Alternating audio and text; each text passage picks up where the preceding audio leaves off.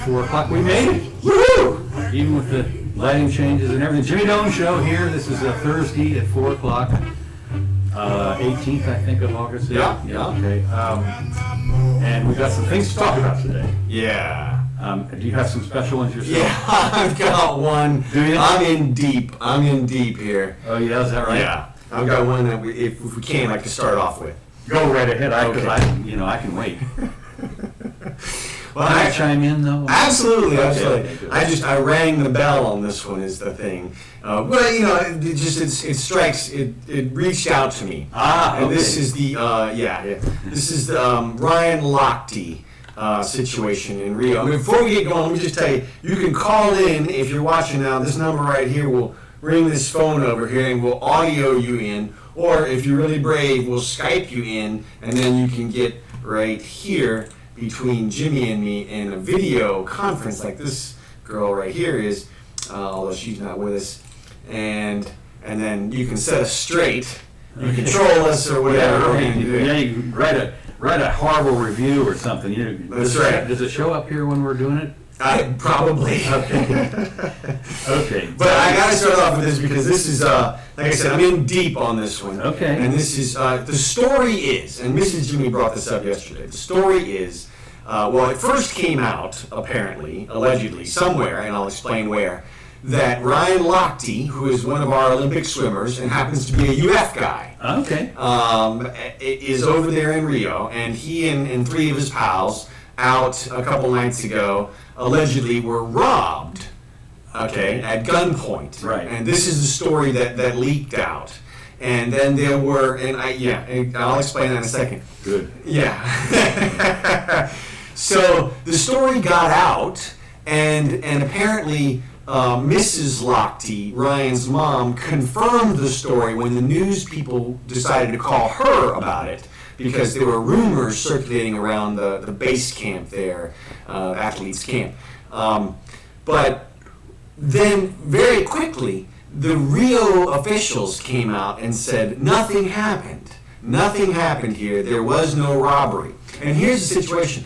The robbery, the initial story includes the fact that one of the robbers flashed a badge. Right. Okay? So what we have here is allegedly a story where four of our people, our swimmers down there in Rio, get accosted by somebody with a badge and robbed and then let go. Mm-hmm.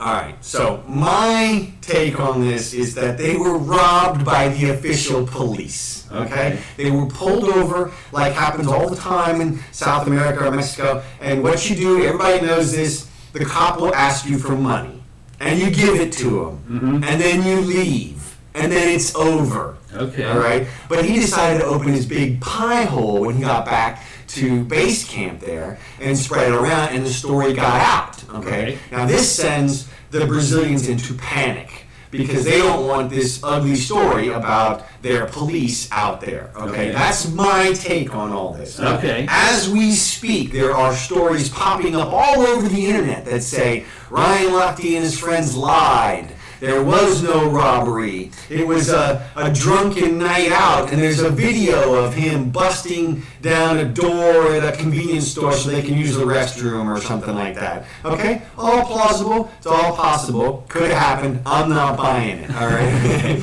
It could have also been, I'll give you another even more plausible story in my mind. They all go out to a brothel. All right? And one or more of them has people that are back at home. They don't want to know they went to a brothel. They spend all their cash. And now they don't have any cash, and for whatever reason, they make up a story about being held up. Okay, But they also lost their wallet and their cell phone. Well, no, not the cell phone. Not the cell phone. And not their watches. Okay, I can explain that very easily. Okay. If you're the cops, you don't want to be in possession of this stuff, especially not the cell phone, which can be tracked. Right. Come on, you want to have personal property. You want to get the cash off of the people, and you let them go. Okay. That's what you do. All right, and to me, this is all perfectly clear. Now Ryan is back in the States now. He's in North Carolina. He is. Yes, he's here. He's home free. Wasn't there somebody that got detained? Yeah, they pulled the other swimmers off of the plane, took their passports, and right now they're downtown talking to the people. Okay, and today another story came out which says that lo and behold, the other swimmers admit that the story was fabricated and that this didn't ever happen. All right. Well, we're going to find out. Okay. This whole thing is going to come to light within about a week. Okay. Because those swimmers are coming home. Right. I don't care what happens. Right. They're coming home. Are they and going when to come home with like rubber hose? well, that's where we'll find out a little bit. You know, if they come home and they're like, nothing happened. You know, nothing happened at all. They were very nice to us in Brazil. There's a scar up here where they removed did a lobotomy. Right, something. It's either going to be that, or they're going to come out and come back and go, look, Ryan's a dick, okay? He threw us under the bus, he left us back in Brazil, and he made this whole thing up. Now they're alleging he made this whole thing up as a publicity stunt, okay? Yeah, it doesn't jive with me. Well, what if they come back and say, yeah, we were robbed? Well, that's what I'm getting at. Here's the thing. In Brazil, it's like a crime to make something up. And I'll bet you, right now, they're telling them, look, if this gets out, right, you know, you're coming back here, or you're not coming back here. Because you're going to stay here. Yeah, exactly. You're gonna... And like I said, we're going to find out. And my prediction is that the Brazilians will continue to deny everything. Sure. In fact, there'll probably be some girls who show up. Sure. I was with the guys. Yeah, right. I took their money. Yeah. Stuff like that, okay? Because that would be easy. It'd be easy to go down and find some girls to pay. Yeah, you get one of the Brazilian cop girl. Well, I mean, you could get a bunch of hookers to say, yeah, of course, all 50 of us verified they were there all night long. Trust us. Trust us. Okay? I love that. When somebody says, trust me, you think, no, I don't think so. You got to tell me to trust you. Yeah, exactly. Well, so I'm all in on this. Okay. I'm either going to eat a big plate of crow really soon, I mean a huge pie of crow, Okay. or I'm going to be the only one who called this still, because so far as I've seen, nobody but the Brazilians have released any official statements yet. Okay. And so what I'm going to predict is that when our guys get back here, there's social media, there's stuff like that, and unless there's a plea bargain that they sign which says they can't use social media, and even if there is, they'll tell their girlfriends, they'll tell somebody, and it'll leak out again. Sure. I mean, that it actually happened. You don't even need Snowden or anybody. No, that's what I'm saying. This is coming out all over the place, and we're going to find out. And either these three guys are going to back up the story that there was some type of robbery, which I believe, because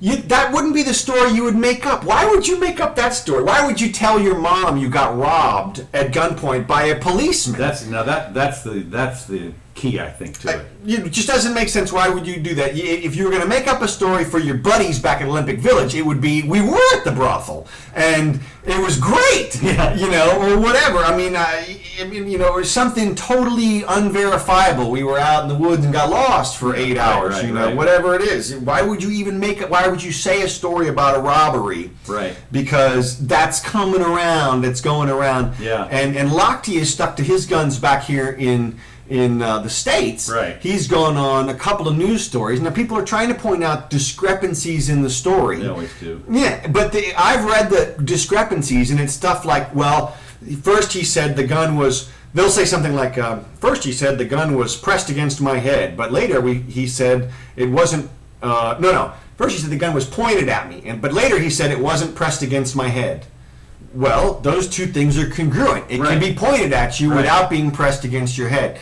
So my point is that the discrepancies that they're pointing out are not discrepancies. Exactly. They're not big details. Right, yeah. You know, the fact that he has his watch and his... Well, not only that, it's interesting because one of the things that of course, they count on, and you said, if they parrot word for word their previous confession or whatever it is, you have a little suspicion. All they do is change the word. Yeah. So that you know, to me, that indicates that, you know, he's not thinking about memorizing. And I'm not going to believe that Lochte's going on the Today Show with Matt Lauer, and continuing with this big lie BS story, knowing his friends are still back in Brazil and they're going to get the stick or whatever. Until the story changes. No, the only reason he would do that, I believe, is because it actually happened and people should know.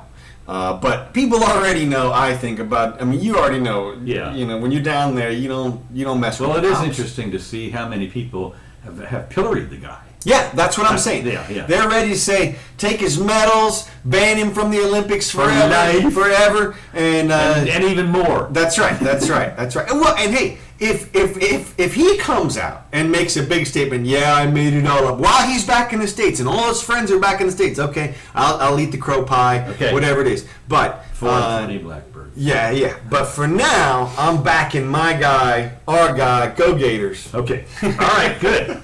Well, let's move along. Yeah. Okay. Now we have a break. Do we? Okay. Now, does your dot come over on the? Yeah, it does. Jeez. Here. Is that a little better? Okay. Yeah, that's much better. Thank you. All right. Okay. Moving on. Jimmy Doane Show here. This, in case you're just tuning in, Jimmy Doane Show here, 4:00 Thursday. Yes. August 18th. Mm-hmm. And we're going through some things that kind of tickled our news button or whatever it is. Yeah. So the next thing that is the Louisiana flood victims could get, quote, new and improved, unquote, FEMA trailers. Okay. Anytime you see a quote, anytime that means not really. Means not really, right? So anytime you see a quote around something, you say. Well, the last ones were poisonous. No, that's right, and they did 145,000 of them or something. Mm-hmm. So anyway, the flood rabbit, and of course they really need them this time because the mold. Think about it. In Louisiana, where the temperature goes up to 90 or something, and it's all humid, that mold has got to be coming out faster than you can possibly. That's death. Yeah, you gotta mow it like the grass. Exactly. So anyway, and some of them have got no place else to go. And there's tons of, I forget how many are, but there's thousands of people that are virtually homeless. Oh yeah. Well, if you look at the major flood map, the places where the flood became major, right? They have just been inundated with rain. I mean, everywhere. Every creek and pond is overflowing all over the state. Historically, that place has been flooded. Most notably, I forget when it was. I think it was in the 30s or 40s when they had a big, that was coming down the Ole Miss, the big. Well, that you would expect. But what they did, they were panic-stricken about New Orleans, so they opened up the concrete walls and let that whole area flood. Okay. So the farmers, of course, that were all there, they got it in the teeth in order to save New Orleans.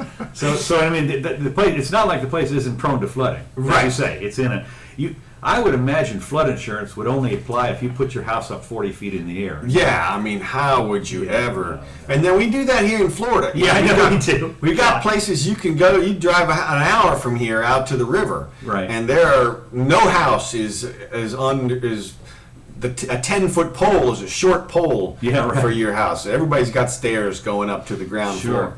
Sure. I mean, and that's what the market does. Yeah. And of course, what the governor, what the people here in Florida, and our glorious leaders, they have a flood insurance fund that protects people who happen to build their $1 million mansion on the beach, and they get money from the taxpayer. They're going like, shut up. Well, now there's a special assessment. If I know, and as well there should be. Again, the government, if they're gonna, they shouldn't be involved in it anyway. You want to build out there, fine. You're on your own. Good luck with that. Good luck on getting insurance from Aetna. That's right. So anyway, did you notice you've got no neighbors? Yeah, right. There's a reason for that. Yeah. So do these FEMA trailers float? Okay, no. These will not be the infamous formaldehyde tainted model used in the aftermath in 2005 Hurricane Katrina. Became a symbol. Now here's what I like. It became a symbol of government destruction during the storm release effort.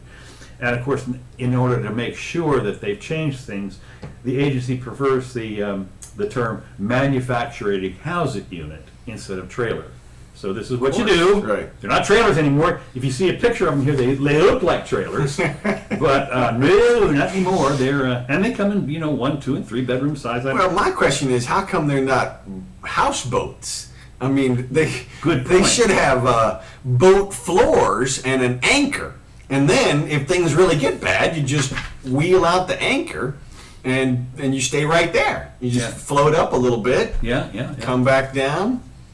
Yeah, sure. Okay, good. The upgraded model is designed to last longer and includes enhanced safety equipment like fire detection, sprinklers, and Dated equipment like fire detection. Yeah, and emergency strobe lights in case the electricity goes out. To send people into epileptic seizures. Exactly. Yeah. Why not? Oh, yeah. That's always. Now, let me ask you a question. What is an emergency strobe light? How often does that flash?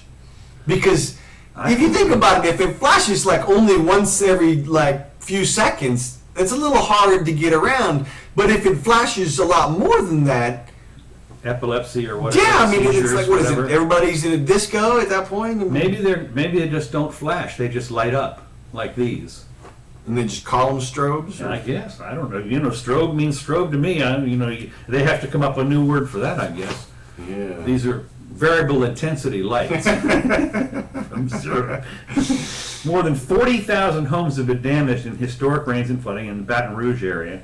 12 people have died, and at least 30,000 people and 1,400 pets required rescue. So anyway, the FEMA administrator, Craig Fugate, jumped on Periscope February 2nd, 2016 to give a tour of how the manufacturer, how they, gave a tour of the units and how good they are and so forth. On Periscope. Yeah, on Periscope, right.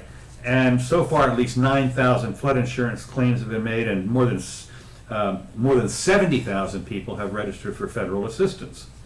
FEMA will first try and find rental homes or apartments for storm victims, but has not ruled out deploying the new manufactured homes or trailers or whatever. Mm-hmm. So where are they now, I wonder? Are they sitting in a field somewhere, 100,000 of them just, parked somewhere?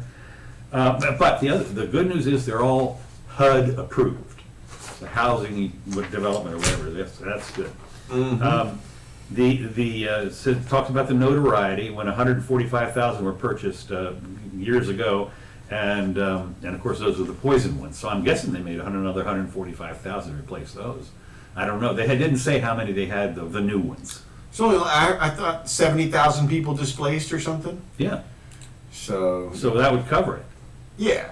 I mean, you don't even need that many, is what I mean. I mean, 70,000 people. How many families is that? I mean, they said it was a bunch, but my point is that there weren't 140,000 people displaced by Katrina, were there? I mean, they overbuilt. But some people were in, some of them I know. Whatever, doesn't matter. You can bet there's a bunch of them made. They didn't make a baker's dozen. They made more than that. So tens of thousands. Don't want to use them yet. They're for the real emergency. Mm-hmm. Fugate called the new metals the gold standard.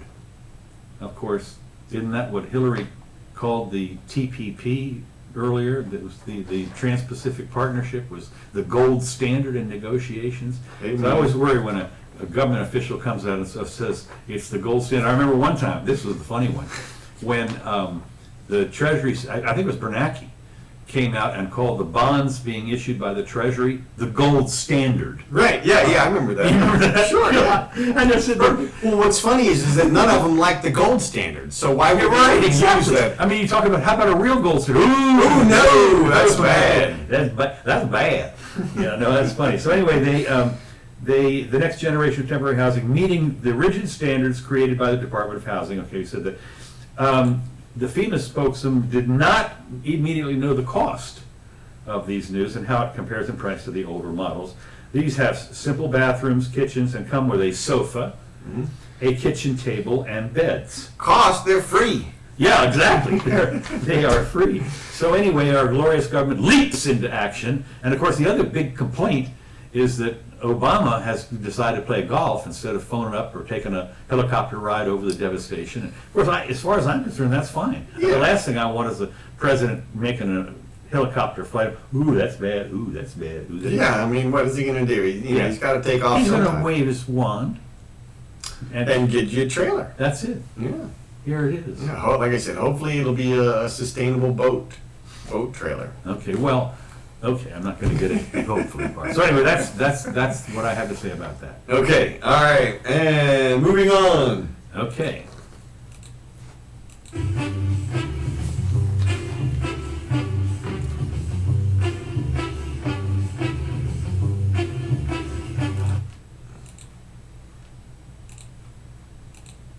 Okay. And we're back. Okay. Yeah. Jimmy Doane Show. This is our, remember, we try and get this on 4 o'clock in the afternoon. That's right. 4 p.m. daily. 4 p.m. Eastern daily, Standard Time. Eastern Standard Time.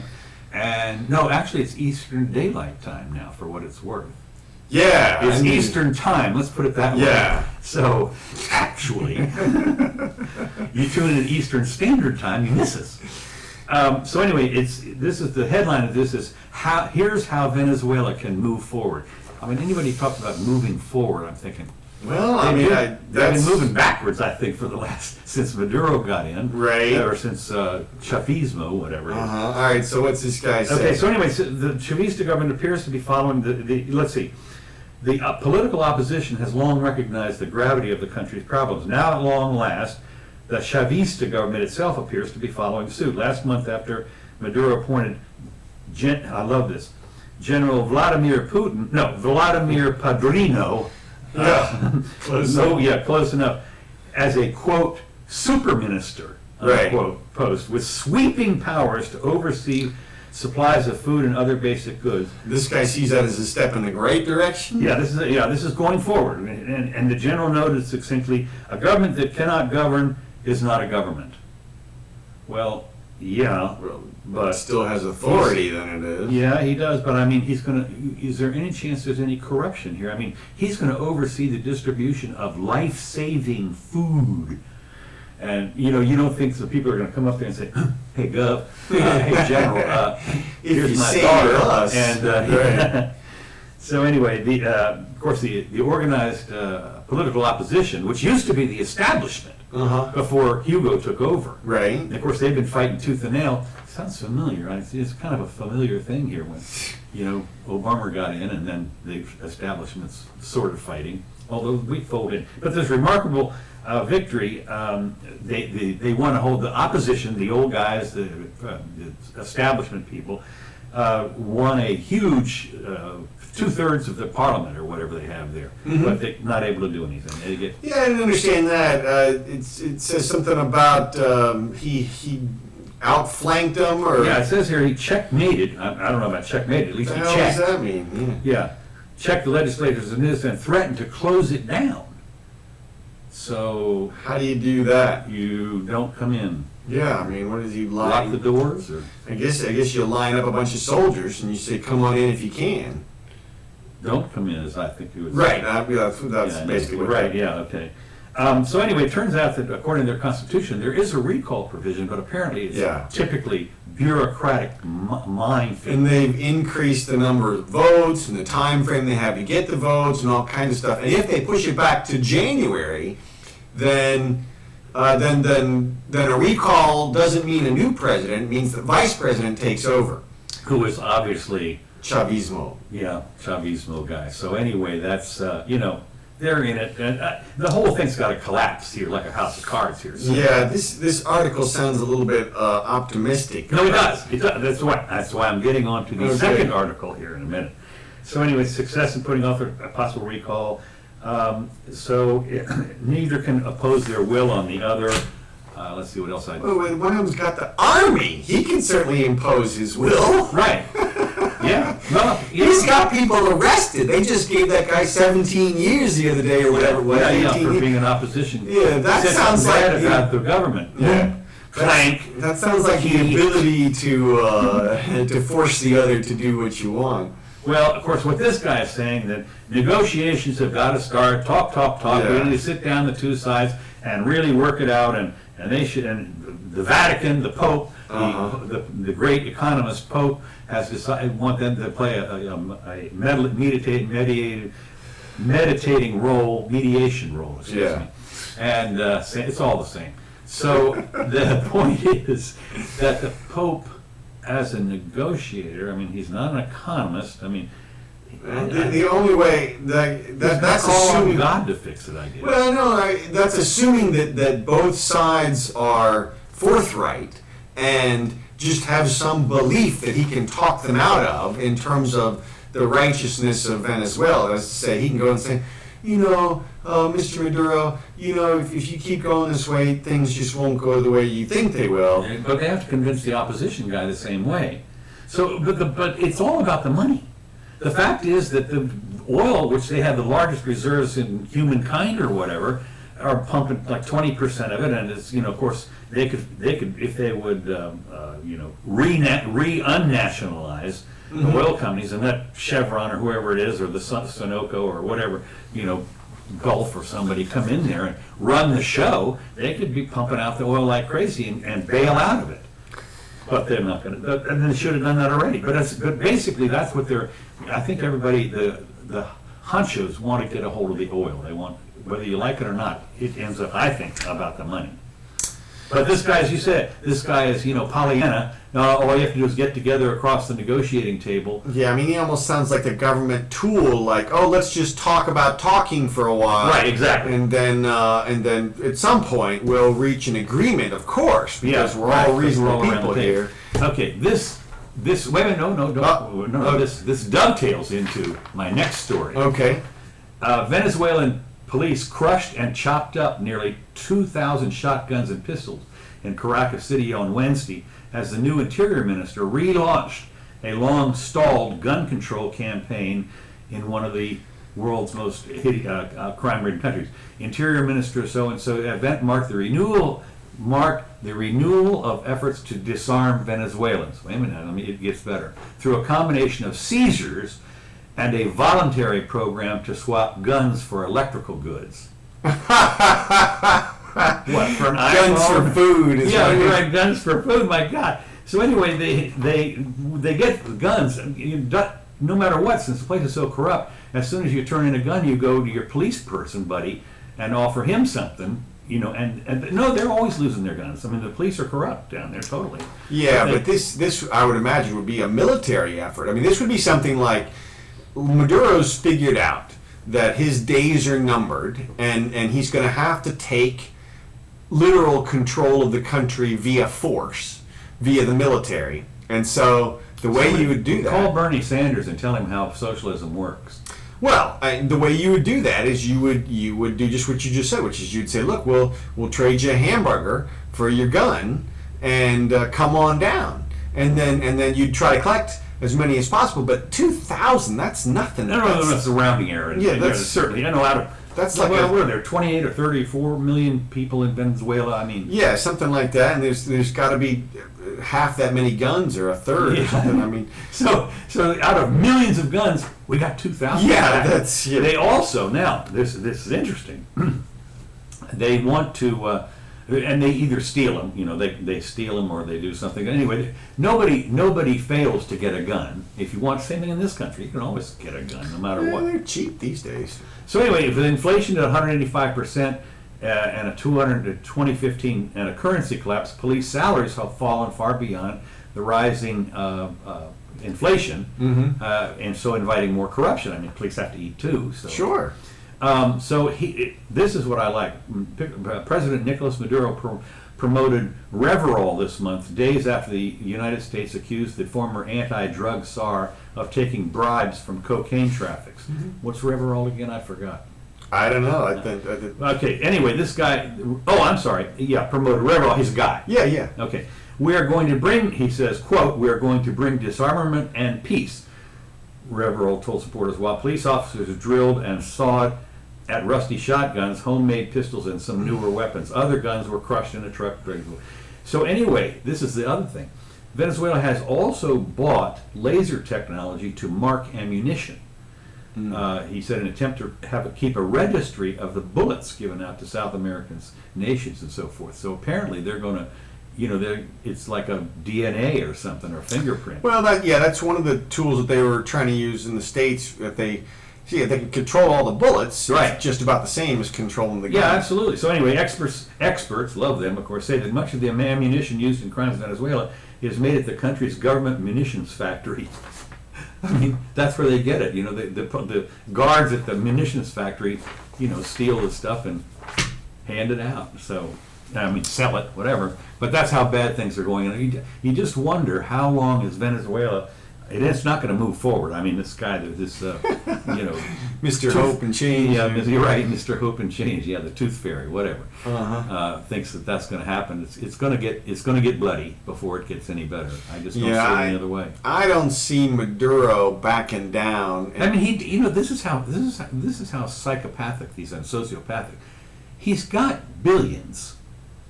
Go to Switzerland. Right. Well, that's obviously what his buddies should be trying to convince him now. I mean, seriously. Load up the plane with some gold and let's hit the south of France. Exactly. Something. I mean, non-extraditable, right. Something like that. That's right. And, that's right. You'll and pay taxes every year, and you'll hang out with all your whatever it is, your buddies, and well, you can go. Maybe you can go down there on the south of France with the burkini babes, the women that are all covered from head. Well, he doesn't want. He's from Venezuela. That's right. No, he's going to go to Cap d'Antibes or someplace where it's all nakedness, or as I say, Switzerland or whatever. You could with that kind of money, you can live well in Switzerland. I'm sorry, even as expensive as the place is. Right. For a long time, and people have, and so that's choice A, and choice B is the Mussolini treatment, which is we see it coming.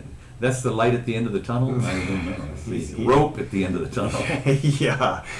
All right, noose at the end of the rope. We're Moving along. Okay. I got my mojo working, baby, and I'm gonna try it on you. We're back. Okay, we're back. Jimmy Doane Show here. We try and get here about 4:00 Eastern time every day. Maybe not the weekends, but certainly during the week we're going to try this. And we are going to try at least one weekend so that Counselor Bart can call in. Oh, yeah. He sent us some messages. Said, okay, what good. the hell are you doing on 8 to 5 on a right. weekday? 4:00 on a weekday, yeah. So anyway, the next thing is, so Jimmy Doane Show, mark your calendar, put it on, if you're using iCal or something, you put it there and then you just replicate it out for the next year or two to tune into your Jimmy Doane YouTube channel.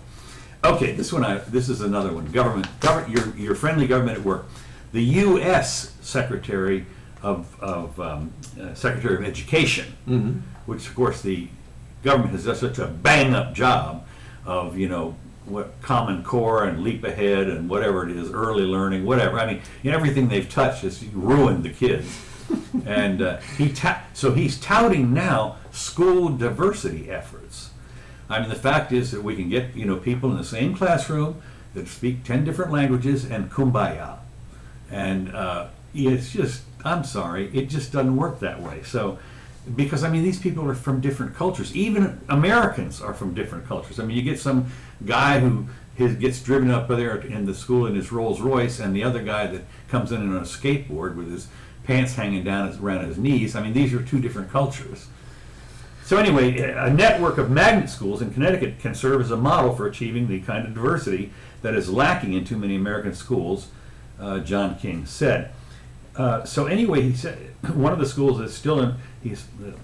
Back up. King spoke at Hartford Magnet Trinity College Academy, one of the schools that enrolls students from Hartford and its suburbs under a court-ordered desegregation agreement.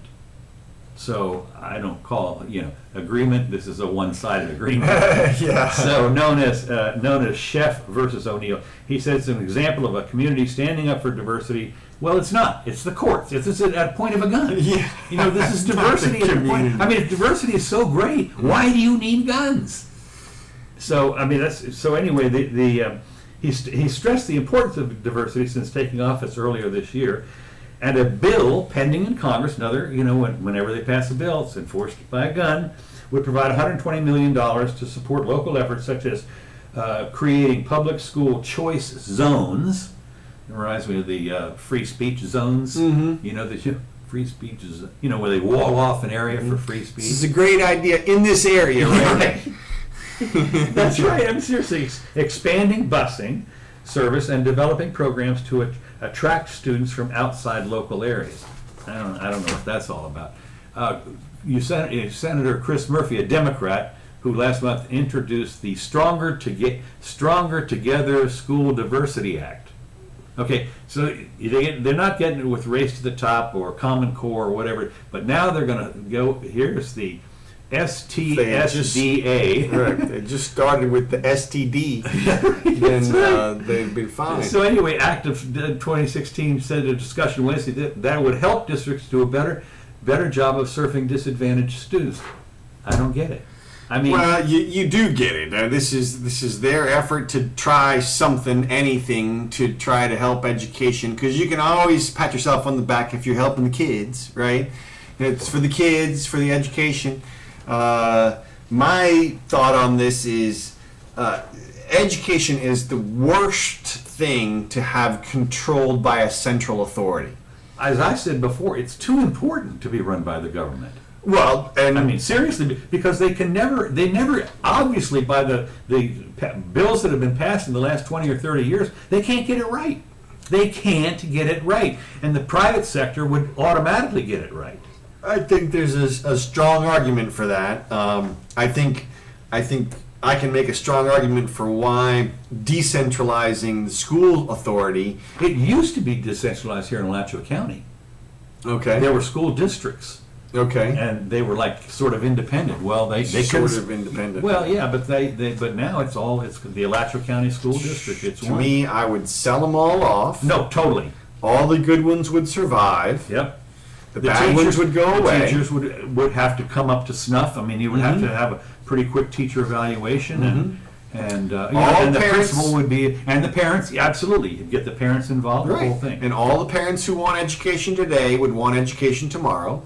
Well, the other thing that, of course, the way they trap the people in the 80% or 85% of people here that go to the government-run school system is with free stuff, free lunches, free breakfast, free transportation, blah blah blah. Well, the school is free. I mean, as far as they know, you have to buy some stuff. Like they mandate, I think not the HP, the Texas Instruments 82A or whatever. It's that particular one, so that everybody can have the same thing, I guess. But yeah, well, this is again, from my perspective, if you had it all decentralized, so that every principal made the decision about what their school was going to do, then very, very quickly, within about one generation or less, way less, in just a couple of years, because you would have schools, for instance, that was an art school or a dance school. Right. I mean, these are kids they're passionate about that stuff. Right. And so they could group together. And they're going to go. They're going to do their passion. Math. We already have a math guy. We won all kinds of awards in math, but you have to bus over to the place. I mean, at least one guy that I know does it. He's a winner. But I mean, the point is that, and I certainly would not complain about homeschooling. I mean, those people are dumb, and that way, this monster, this horrible blob monster on our taxes, which is all overhead, the school board and everybody here, and they're fighting each other tooth and nail. They can't get it right. They can't get it right. Well, of course, because if you think about it, whenever you have a bureaucracy like that, it's basically whoever shouts the loudest is going to get their policy enacted. Actually, it's a competition to get your policy enacted. Like this guy has his policy about diversity. He believes, I guarantee you, he believes that if he just assembles a group of a melting pot of students from around the country, that it'll be this ideal school. At least whoever it is that created the funding for his whole situation believes that. And that's fine. He's allowed to have that idea, and he may be perfectly right. The problem comes when he wants to make sure that everybody follows his particular model. Right. And then if it doesn't work, guess what? It fails for everybody. So, and it wasn't his fault. Well, no. It wasn't implemented correctly. The principal, or there wasn't enough money for it. That's usually never enough money. Right. Well, let me digress just for 1 second. Go ahead. This idea of a melting pot, I have never liked that. It's more like a stew where you have clumps in it. This melting pot is terrible analogy because it means that everybody is like like in the same. 1984 ad, where you're just a zombie-like thing. No, it's... All right, well, I think of a stew when I hear the word melting pot anyway. And I think, what? That's what that you put, it's just a melting pot, you put stew in it. That's Well, what unless you happen to be melting lead or gold or something. That's well, melting that's pot. right. No, I think of it more of a crock pot, basically, is what I'm, that's what I think. You're alone. Well, see, I do too, but I prefer to call it what it is. Okay, and we can call it crock pot. Yeah. From my perspective, I had that when my little elementary school, as you probably recall, Right, we had yeah. a couple of people from Saudi Arabia, a couple of people from China. We had people from all over the place in a little tiny class, little tiny setting. I always thought the melting pot had worked until I got to be about 8th grade and went to public school. Right. And then it was obvious that We things like were. to call those government-run schools. Yeah. I mean, think about it. If you don't go, if they're not happy with your homeschooling and you don't go to the government-run school, somebody shows up with a gun. Well, yeah. At this point, what it Truancy is. Yeah, there are people in the community who are in charge of your child's education. Right. And it's not you. Yeah, that's right. So, And as you said, when people, I went to one school board meeting, and I've been to two actually, they're just, you sit there and you're going, bring the popcorn, oh it's my, fun. no, I it's wish, what you have to do is get some kind of a, tranquilizer. yeah, Valium or something, because so anyway, Well, that's, yeah. But I mean, I've seen the parents line up down there and scream at the school board, what the hell are you doing? This is not working. Well, Next. Yeah, next, right, exactly. Your 3 minutes are up, next. And what happens though is that you'll find, as even the county commission, you'll find somebody on the other side. Everything's golden, don't listen to Of that. course. See, this comes down to reasonable people can disagree. And the fact is, both screamers may be perfectly right, which is exactly the reason why you don't pool them all together Exactly. and force them to hang out Exactly. together. Exactly. There's no reason to do that. What you do is you let everybody do their own school. The cream will rise to the top. The best ones will survive, and everybody can emulate the best schools from then on. Sure. And it's like beauty done, solved. And Well, the thing, of course, one of the problems with this is we have so many single-parent children that haven't been raised right in the first place, and so they can. But I mean, the school would take. Then we had a charter school here that took those kind of kids. Well, look here, and here's the situation. We in the last 50 years or so, schools, the form and the purpose and what they accomplish has been changed a bit. Right. And because we moved into a much more public education type system, or government funded type system, and because of all the civil rights and everything for the kids, the discipline has changed at the schools, okay? It used to be, when you were in a school 50, 60 years ago, the teacher could whoop your butt. They could kick you in the shin or hit you with a ruler. They'll have the bruise. Yeah, or whatever it was. You know why? Because they were surrogate parents. They were acting in the place of your guardian parents. ad litem. Is that what it is? No. Well, they're sort of parental ad litems. Yeah, no, but right. But what do they call that? There's a special legal word for when you're in school. The rulers in the school take over the parental duties. Yeah, if there was a lawyer here, we would know. Anyway, let me continue on this thing. This stronger together school diversity. I say that 5 times in a row.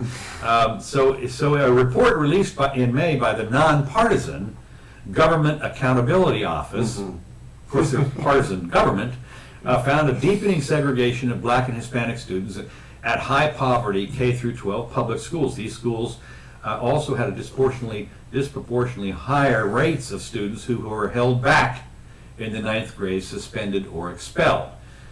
And of course, I have always wondered, when a kid acts up in school, they're supposed to be in school, and the punishment is get out of here for 5 days. Yeah, look, it's just like a school needs to be run like a strict household with a lot of kids, which means you better behave or you're going to get your butt kicked or you're going to have to leave. Right, and I would say that you're going to have to leave thing. And then, let me tell you something. The single parent who does Walmart and the kid comes home and says, I can't go to that school anymore, there will be hell to pay. What? The what? The single parent does Walmart? What did you say? Let's say the single parent who is a cashier at Walmart. Okay. She has to go every day. Right. from 8 to 5. Right. Every day she has to be there, Right. or they don't eat. Right. And so suddenly the kid comes home and says, I I got kicked out. Whoa!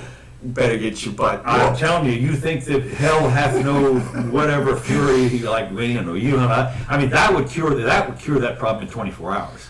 I at least it would set things along the. Uh-oh, we may have a caller. No, do we? How do we do it? See it? Jimmy Doane Show. Hey, Jack Rhodes here. Oh, all right. How's it going, Jack? Hey, you doing well? So I caught the first half, but I got to tell this for the last 20 minutes or so. Have you really gotten into the Ryan Lochte stuff? Oh yeah, we covered it. Yeah, we covered it. But if you want to say something, man, we're all ears. Well, I wish I hadn't missed it, but yeah, I tend to agree with you. I mean, I'm amazed everybody's so quick to just trust the Brazilian government all of a sudden. That's what we were saying. It's exactly. I figured great minds thought alike, but I was with you. I'm with you first, man. I'm not buying that. No, it's the swimmer's fault. I'm just not buying it. Yeah. Well, It's funny, and I don't know if you saw it, but I posted something. It's funny how the American public has automatically, disowned the swimmer now. Well, yeah. Well, you know what's going on. I can tell you. Every news story, I've seen about a half a dozen news stories, and they are all coming straight out of the Brazilian officials. I saw one, and the comments, I went down to the comments section, and the first comment said, Ryan changed his story several times, okay? In other words, the English wasn't exactly perfect. And there were 3,000 likes, and the story had only been up there about 15 minutes. So, yeah. So the second comments, exactly. Somebody put that story up there in broken English, and then somehow got 3,000 likes on it in about 10 seconds. I'm looking at you, Brazilian police. Yeah, what you need to do, this will be posted here. I don't know how long it takes to render, but you listen to the part. We did extensive talking on this subject. I'm sure that we don't have to repeat it for our other listeners right now, but yeah, that's great. Well, thanks for calling in. You have other listeners? Yeah, of course we do. Yeah. Does it say on there how many listeners at all? I don't know. Okay, well anyway, Jack, listen, appreciate your calling in, buddy. So think about this, 4 o'clock. We're trying to fire this up every day at 4 o'clock. All right, perfect. Now, I actually leave work every day about 4:30, and usually have about a 25-minute ride home. So I can catch a little of it at work and then hop on and halfway through. Cool. Well, the other thing is, remember, it gets posted anyway, and you can write comments at the bottom and Yeah. down there, wherever it is. Yeah, sure. Anything else, Jack? Keep up the good work. Thanks, man. Thank you, sir. Yep. Okay. And that was Jack Rhodes. Jack Rhodes, yeah. And what you can do is go to the jimmyknow.com page, and we used to do vocal podcasts, vocal only, with Counselor and Engineer Eric. And Jack Rhodes was very often in on the thing, and those have all been posted. There's like 100 of them or 200 of them. Best guest we ever. Yeah, best guess. Anyway, there were some funny stuff because we did a lot of this stuff 10 years ago, and now it's coming true. I mean, way ahead of the curve all the time. So that's one of the things we're worried about. So anyway, let me just finish up on this nonpartisan thing. Hartford's award-winning magnet schools have widely been celebrated for their success. Many students in Connecticut's capital continue to attend neighborhood schools that are isolated racially and socioeconomically. So anyway, good luck to the Department of Education for once again coming up with Plan F or G or F H. is good. F as that's the thing. Well, and this also, I want to mention another story here in Florida that we didn't cover from Tuesday, which was that the Florida Appeals Court upheld a voucher program that we have going on here in Florida now. Right. And to me, this is a good thing. It's as good as it's going to get. It's a step in the right direction. We like the concept that this allows parents some choice. Yeah. They get to choose more or less where their public dollars are spent. Right. If you're in the voucher zone and you're one of these schools, so it's a little bit skewed. It's not a complete free market or anything. But boy, the vituperative comments that come from the teachers. Well, of course. I mean, they fight. They said, you're stealing money from the school budget. And I'm taking our kids. Yeah, yeah. I mean, what are you talking about? This is a kid that you don't have to support. Yeah, but you know, Jimmy, as well as I do, the more money that comes out of the public coffers there, Well, I've often said, if you just, as we were talking about before, if you sold off the school system and didn't collect that money, first of all, you would find that total money spent on education would decrease rather substantially because the overhead down there at Kirby Smith, Confederate name, by the way. So anyway, the overhead has got to be humongous. Well, what we've pointed out before is that the public school cost per student is about twice what it is for a private school. Right. Correct? Well, it depends on the private school. If Oak Hall is considerably, I think it's more expensive. I don't know. Okay. It runs about $12,000 a year here for a student. Okay. On average, and I think that the private schools have managed to ramp that up because they're private. Mm-hmm. And at least there's one or two. But as far as the kindergarten and preschool places that you see in everybody's house around here, those are way inexpensive.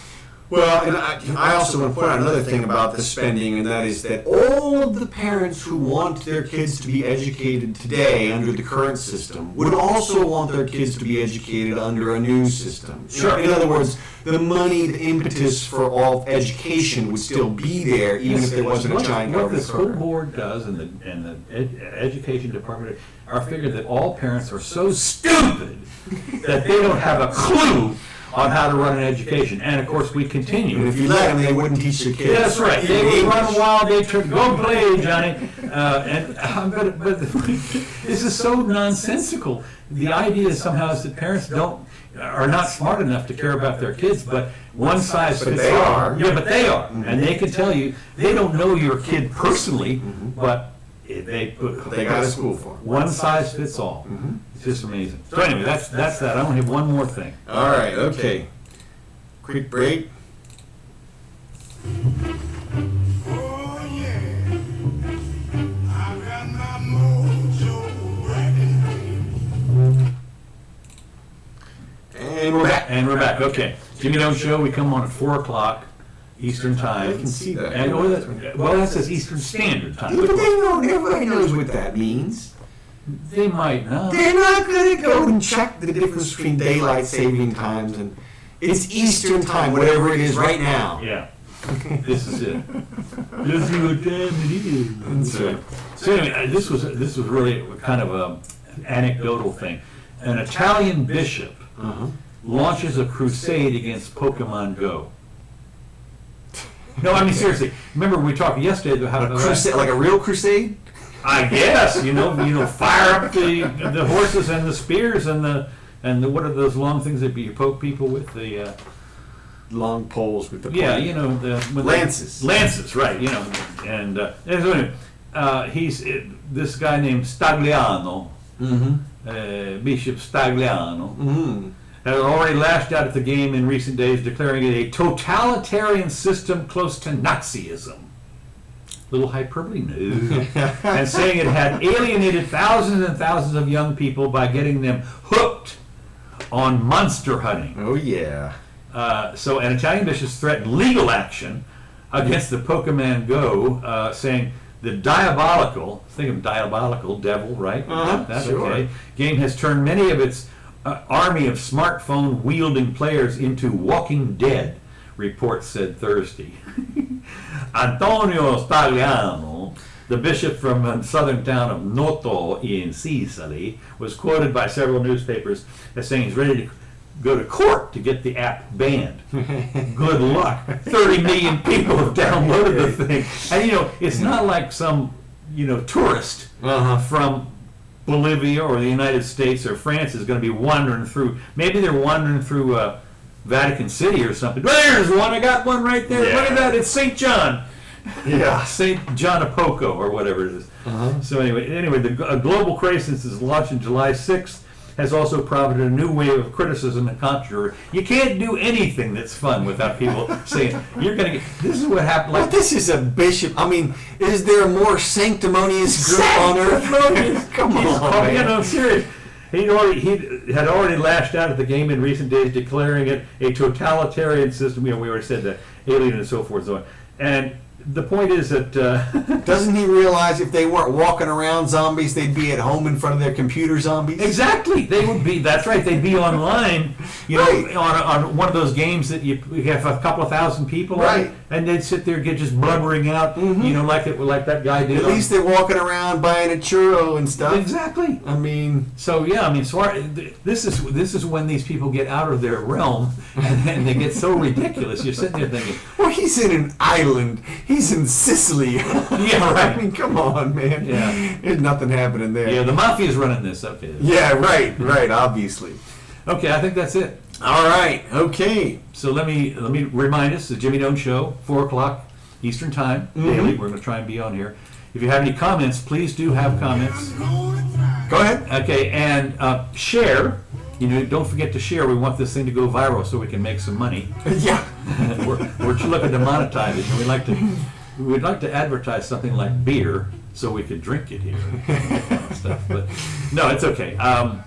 But tell us if you like that, or if you have any suggestions. Don't Or tell if you us, hate us. No, don't tell us that. Yeah, no, I want to No, know. I know. want to know. I know. Yeah, send those to Councilor Curtis. The hate mail. That's right. I'll take it. Okay. All right. Well, thank you, and we'll see you tomorrow. Yep. Or you'll see us tomorrow. Yep. Probably so. Yeah, probably about 4 o'clock. Thank you for watching.